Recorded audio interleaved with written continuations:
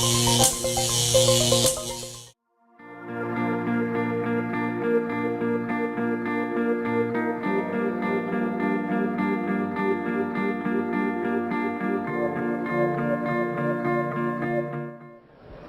welcome to Intersolar 2011.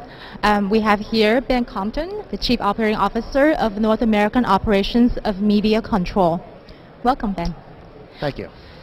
So tell us, what does Meteocontrol do? Meteocontrol is best known as a monitoring company. We have about 3.3 gigawatts monitored in 22,000 systems, but we're branching into quality services throughout the lifetime of a project, a PV project.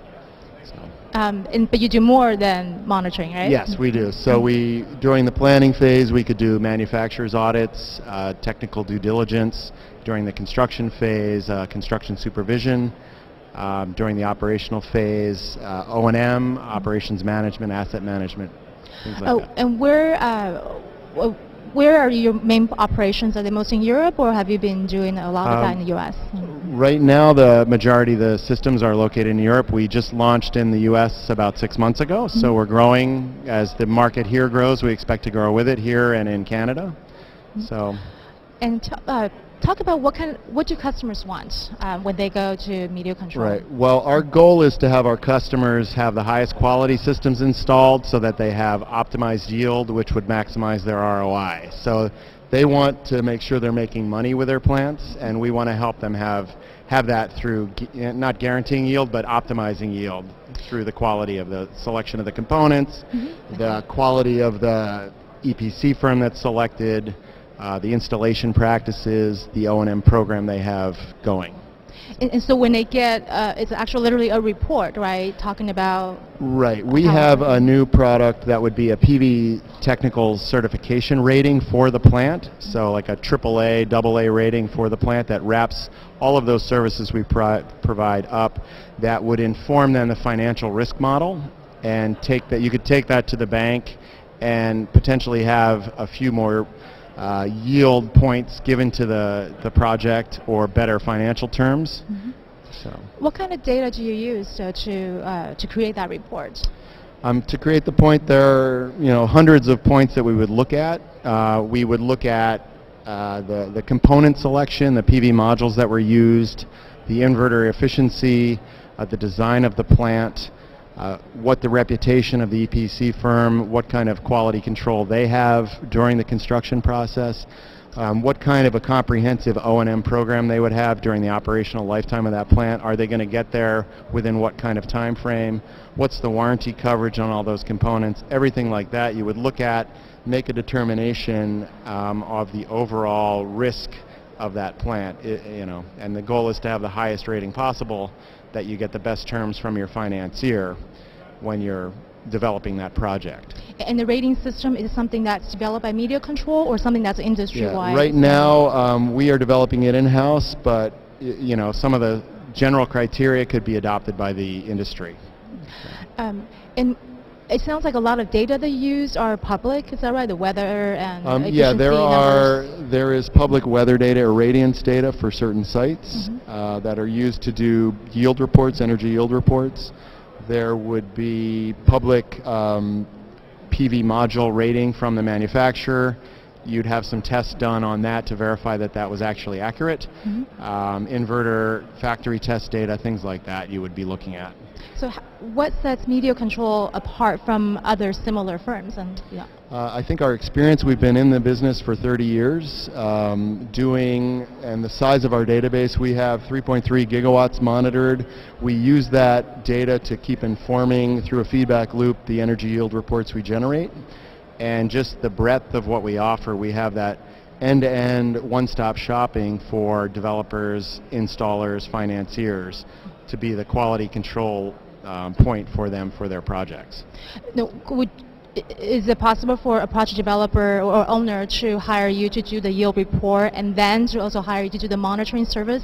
And if so, if the plant ends up not delivering the power that was forecast? The owner or the developer could choose to a la carte any portion of our service, as little or as much as they want, so they could select just to have us be a bankable third-party energy yield report provider. They could just want to use our monitoring platform, one of our 2 platforms, for their operations management, and they could also hire us to do the O&M to respond to that failure if there was something that happened, an outage at the plant. But there's no conflict of interest involved in doing the front end and the back end of No, the I whole don't. No, thing. there's no conflict. The data, the integrity of the data is there. That's confidential. It's owned by the customer. So when I talk to module manufacturers, a lot of times they like to emphasize the importance of the LOC, the levelized cost of electricity, as opposed to the cost per watt. Could you talk about, are those both metrics important, taken into consideration, or is it more about Well, LOC? I think when the incentives are based on a dollar per watt basis, that was the more important metric. Now that the prices per watt have come way down, but really what people are focusing on is the value of that electricity. So as the incentives became more performance-based incentives or feed-in tariffs, where with SRECs, every kilowatt hour has a value to it, so the long-term operation of the plant, the quality of that plant installation becomes much higher. And the projects that you do work on, is there a particular size or range of sizes that you work? We work all the way from residential through small commercial up to large commercial, and we have some of the largest plants in the world monitored in Europe. What's the size of some of the largest plants? They're 50, 60 megawatt range, so we're up in that area now. So I think we run the gamut with various offerings. We have 2 separate portals. One is geared more, Safer Sun portal is geared for the smaller user, the end user almost, whereas the virtual control room, which is newer product, is more geared for megawatt and above projects or customers who have large portfolios of scores of projects.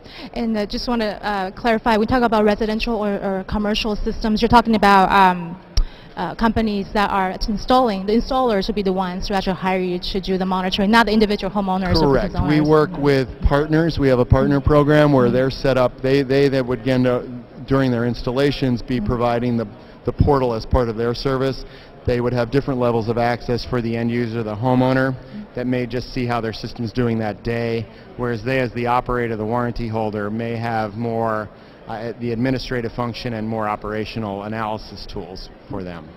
And since you cover a wide range of systems, I want to ask you a question about microinverters, because there's been a lot of microinverter companies are now launching products, and some of the larger inverter companies would dismiss the technology as being very niche-y. What's your view on microinverters eventually scaling up for larger projects? I was just talking with a firm today about incorporating some of our diagnostic and analytical tools. They do a good job of providing a view down into the module level, but maybe not for the whole system level. So working on APIs and ways of communicating and using some of our expertise on that system level analysis, helping them with that. So we're looking into that now. But you're looking at, do you expect the microinverters to be able to serve, say, megawatt size? I think if they can get the cost to the right point, maybe be embedded in the module, I think they could make some inroads there. We'll see as they get in larger and larger projects. So the cost really is the stumbling block at this point? Yes. Okay. Yeah. There may be also some concerns that if a microinverter fails, you might have to replace that inverter. So some of your O&M costs may be higher, but again, if a single microinverter fails, you're not losing a whole string or combiner box or multiple combiner boxes worth of energy. You're just losing that one module's worth of energy. So the impact of that one outage is not as great as a central inverter going. But there are advantages for both systems, disadvantages. I think the project developer has to make that decision based on the specific characteristics of that project. And in your business model, how do you make money? Is there like a set service charge per month? Well, with the various offerings, there are. If we have a partner, for the portals, we have a quarterly fee that we charge based on a kilowatt or capacity basis. If a non-partner has it, it's an upfront 5-year fee. For the other services, it's by report basis, by site visit. If we have construction supervision, that would be over the course of that project lifetime, over the course of the installation, how many times we'd be on site, what we'd be performing.